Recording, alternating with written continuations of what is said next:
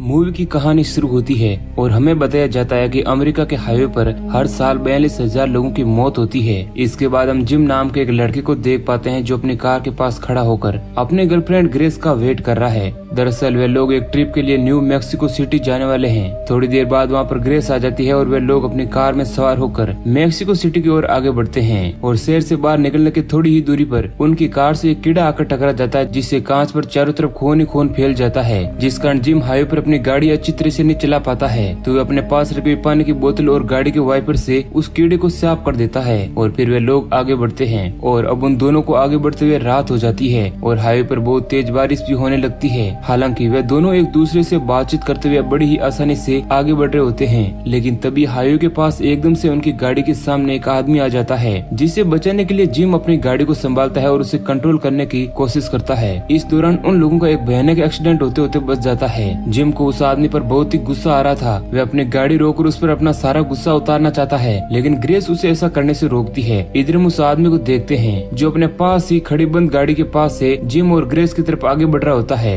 Gym अपनी car को start करके वहाँ से निकलने की कोशिश करता है, लेकिन उनकी गाड़ी स्टार्ट नहीं होती है। पर बार बार कोशिश करने के बाद कार स्टार्ट हो जाती है, जिसके बाद ग्रेस और जिम वहाँ से चले जाते हैं। अब इस घटना के बाद वे दोनों किसी तरह अपने आप को संभालते हैं और वे लोग एक गैस स्टेशन के पास आ जाते हैं, क्योंकि सफर लंबा था और उन लोगों के पास खाने पीने की चीजें भी नहीं थी। जिसके बाद जिम वहाँ की शॉप के अंदर जाकर शॉपकीपर को कहता है कि उन्हें हाईवे पर एक आदमी मिला था, शायद जिसे मदद की जरूरत है। जिसके बाद जिम अपनी गाड़ी में पेट्रोल डालने लगता है। तभी वहाँ पर वही गाड़ी नजर आती है जिसके अंदर से वही आदमी बाहर निकलता है, जिसे देखकर जिम बुरी तरह से शर्मिंदा होता है और उसे इग्नोर करने लगता है। उसके बाद वह आदमी शॉप के अंदर जाता है और शॉपकीपर को अपनी सारी समस्या बताता है कि उसकी गाड़ी खराब हो चुकी है और उसे पास के एक मोटेल में जाना है। तभी जिम भी उस शॉपकीपर के पास आ जाता है, जहाँ शॉपकीपर जिम से पूछता है कि क्या वह इस आदमी के बारे में बात कर रहा था जो हाईवे पर फंसा हुआ था। तब जिम उस आदमी से उस सारी घटना के बारे में माफी मांगता है और कहता है कि दरअसल ज्यादा रात थी और हमें कुछ भी समझ नहीं आया, इसलिए हम वहाँ से निकल गए। इधर ये आदमी अपना नाम जॉन बताता है और जिम को माफ कर देता है। तभी वहाँ पर ग्रेस भी आ जाती है। इसके बाद जॉन जिम और ग्रेस को कहता है कि उसे पास के एक होटल में जाना है और उसकी गाड़ी खराब हो चुकी है, क्या वे लोग उसे मोटेल तक लिफ्ट दे सकते हैं। तो जिम बिना कुछ सोचे समझे उसे लिफ्ट देने के लिए राजी हो जाता है। उसके बाद वे तीनों लोग गाड़ी में सवार होकर वहाँ से चले जाते हैं। थोड़ी ही दूर आगे बढ़ने पर जॉन जिम को कहता है कि उसकी गर्लफ्रेंड ग्रेस बहुत ही ज्यादा खूबसूरत है और जॉन इस दौरान ग्रेस के बारे में कुछ गलत कमेंट भी करता है, जिससे गुस्सा होकर जिम जॉन की वाइफ के बारे में भी कुछ गलत कह देता है। जिसके बाद जॉन को बहुत ही गुस्सा आ जाता है और वह गाड़ी में रखा हुआ जिम का मोबाइल अपने हाथों से तोड़ देता है और अपने पास रखा हुआ चाकू निकाल कर जिम को डराने की कोशिश करता है। अब ये सब कुछ देखकर ग्रेस पुलिस को कॉल लगाने की कोशिश करती है, लेकिन जॉन उसे पकड़ लेता है और उसकी गर्दन पर चाकू लगाकर जिम को कार ड्राइव करने के लिए फोर्स करता है। जिम और ग्रेस बिल्कुल डर चुके थे। उन लोगों को बिल्कुल भी समझ नहीं आता है कि आखिर जॉन उन लोगों के साथ करना क्या चाहता है।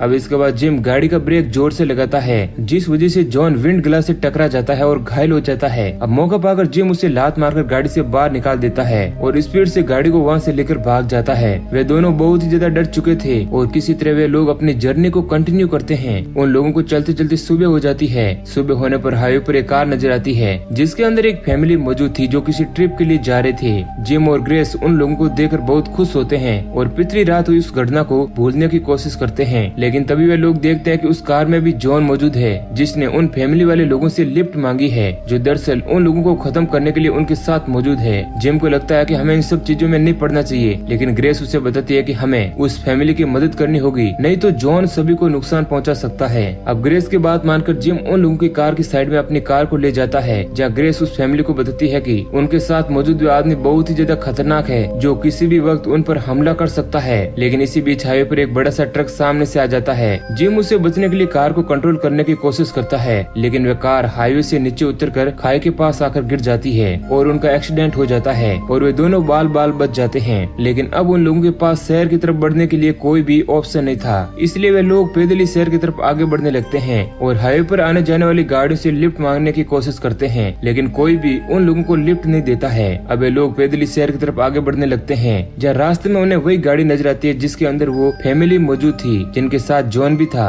वो गाड़ी हाईवे के साइड में खड़ी हुई थी, जिसके पास जाकर देखने पर जिम और ग्रेस को पता चलता है कि जॉन ने सभी फैमिली मेंबर को बड़ी बेरहमी से मार दिया है और सिर्फ एक ही आदमी अभी जिंदा बचा हुआ है और वह भी बहुत ही ज्यादा घायल है। जिम और ग्रेस उस गाड़ी में उस आदमी को बैठा कर वहाँ से हॉस्पिटल की तरफ आगे बढ़ने लगते हैं, लेकिन उस आदमी की हालत बहुत ही ज्यादा खराब होने लगती है। जिम एक रेस्टोरेंट के पास आकर अपनी गाड़ी को रोकता है और वो ग्रेस को कहता है कि वे अंदर जाकर पुलिस को फोन करके बुलाएं और वे खुद उसी गाड़ी में बैठकर उस आदमी का बह रहा खून रोकने की कोशिश करता है। इधर ग्रेस रेस्टोरेंट में जाकर एक वेटर को कहती है कि वे जल्दी पुलिस को फोन लगाएं। इतना कहकर वे बाथरूम में चली जाती है, जहाँ उसे एक बार फिर से जॉन की गाड़ी नजर आती है तो वे उसी बाथरूम में छुप जाती है। लेकिन थोड़ी देर बाद वहाँ पर पुलिस वाला आता है जो उसे गन पॉइंट पर ले लेता है और वहाँ पर और भी पुलिस वाले आ जाते हैं जो जिम और ग्रेस दोनों को गिरफ्तार कर लेते हैं। हालांकि इस दौरान ग्रेस और जिम उन लोगों को बताने की कोशिश करते हैं कि वे तो सिर्फ उस आदमी की फैमिली की मदद करने की कोशिश कर रहे थे, उन लोगों ने उनको नहीं मारा है। लेकिन पुलिस वाले उनकी कोई भी बात को नहीं सुनते हैं और उन दोनों को पुलिस स्टेशन ले जाते हैं, जहाँ उन पुलिस वालों को ग्रेस से पूछताछ करने पर कुछ भी पता नहीं चलता है। ग्रेस उन्हें बताती है कि उन लोगों ने उस फैमिली को नहीं मारा है, उन सभी को जॉन नाम के एक आदमी ने मारा है। लेकिन पुलिस वाले उनकी कोई भी बात को नहीं सुनते हैं।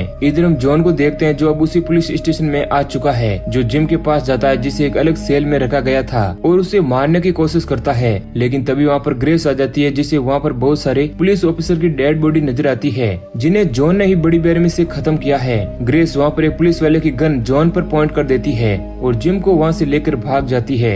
इसके बाद हमें पुलिस स्टेशन का सीन दिखाया जाता है, जहाँ पर कुछ बड़े बड़े पुलिस अधिकारी आ चुके हैं। उन्हीं में से एक पुलिस वाला अपने साथियों को कहता है कि जिम और ग्रेस दोनों ही इतने खूंखार अपराधी नहीं हैं और इनका पिछला भी कोई रिकॉर्ड ऐसा नहीं है कि वे लोग इतनी बेरहमी से उन पुलिस वालों को खत्म कर दें। वह पुलिस को कहता है कि शायद इन पुलिस ऑफिसर को किसी तीसरे आदमी ने खत्म किया है, जो शायद जिम और ग्रेस को भी खत्म करने की कोशिश कर रहा है। वहीं दूसरी तरफ हम जिम और ग्रेस को देखते हैं जो भागते हुए एक जगह पर जाकर छिप जाते हैं। तभी उन्हें वहाँ पर एक पुलिस की गाड़ी नजर आती है, जिसके अंदर से एक पुलिस वाला बाहर निकलता है जो दरअसल जिम और ग्रेस को ही सर्च कर रहा था। तभी ग्रेस जिम को कहती है कि उन्हें भागना नहीं चाहिए और पुलिस वाले को समझाने की कोशिश करनी चाहिए। ग्रेस के कहने पर जिम बाहर उस पुलिस वाले से बात करने और उसे सारी बात समझाने के लिए बाहर जाता है, लेकिन वह पुलिस वाला उसे गिरफ्तार करने लगता है और वह अपने सीनियर पुलिस अधिकारी को कांटेक्ट कर देता है कि उसने एक सस्पेक्ट को गिरफ्तार कर लिया है। लेकिन तभी वहाँ पर ग्रेस अपने हाथों में गन लिए आ जाती है और उस पुलिस वाले को गन पॉइंट करके वहाँ से जाने के लिए कहती है। लेकिन तभी हम देखते हैं कि उस पुलिस वाले को एक गोली लग चुकी है